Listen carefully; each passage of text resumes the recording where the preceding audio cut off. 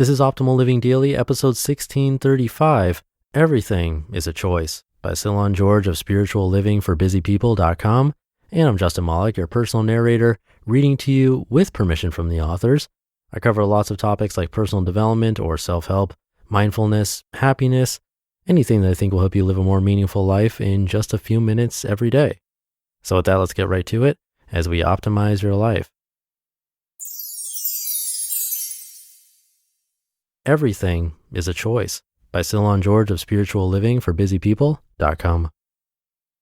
Quote, I am not what happened to me, I am what I choose to become. Carl Jung. Do you feel like you're suffocating under the weight of your own life? You've got so many things to do, you don't know where to start. You wonder how life got this way, yearning for a time when you didn't have to worry about the next thing on your to-do list. Take a look at that list. Now ask yourself, who put that item on my list? Now do that for the next one, and the next one, and the next. Let me guess, was the answer me, and me? If so, go find a mirror, take a hard look at it, and then jump for joy. If most of the things that keep you bogged down in your life were put there by you, then you have a simple solution to your problem, right? The power of a little phrase. Well, not quite.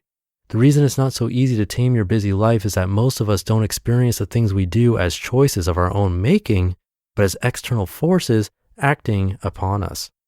I have to make dinner for the kids every single night. I have to fix the back deck by next week. I have to find Mr. Right by this time next year. I have to work 7 days a week to keep food on the table. I have to accept every after-work gathering invitation. I have to read these 10 books by the end of summer. All of a sudden, life is filled with that thing that you have to do, but you can't possibly find the time to fit them all in. Furthermore, you find no joy in them.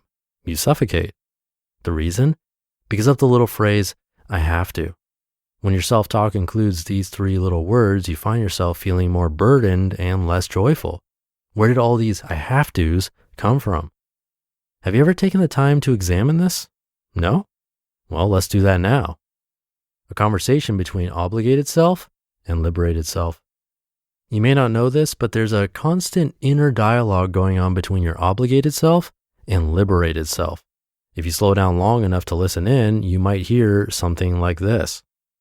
Obligated self, I have to mow the lawn today. Liberated self, says who? Why, me, of course. Is it something you want to be doing right now? Well, not really. I'd rather be reading a book. So why not do that? Are you kidding me? So that people can say that I'm lazy and self-indulgent? Besides, the grass is overgrown and the lawn needs to be mowed. The neighbors will start to notice and complain. So what? We'll have a bad reputation around town. Our property value will go down and we'll get reported to our municipality. How do you know that? I don't know. I've trash-talked other people's overgrown lawns. I've also learned a thing or two from home improvement shows and the like. Okay. What is the likelihood of these fears coming true? I have no idea. Not sure if it matters. Just the thought of any of them happening is enough to cause me concern. So you're saying that it's the thoughts in your own head rather than actual consequence that's keeping you obligated? Never thought of it that way, but I guess so. Are you happy with this? No, it's not the fact that I feel compelled to mow the lawn that makes me miserable. It's the reason why I feel compelled. I hate to think that I'm controlled by my fear of what others think of me and my fears about the past and future. What would life be like if you could eliminate the thought, I have to mow the lawn? I'd probably just mow the lawn without all the painful stories playing in my head, or I would just do something else and mow the lawn another time. I guess I'd be willing to deal with the consequences of my choice. That's true. Do you think you would be happier? I think so. I think I'd feel liberated from my self-limiting beliefs. Come to think of it, why do I choose to live in a neighborhood that values lawn mowing well beyond what I'm comfortable with? There are so many other things I can spend my valuable time doing. I don't know. Only you can answer that. Sounds like you have an opportunity to make some new decisions. Yes, I do. And it's opened up a whole new world of possibilities for me. There are no obligations, only choices and consequences. The sad truth is that we frame most of the things we do in our lives as obligations. But the real truth is that obligations don't exist, only choices.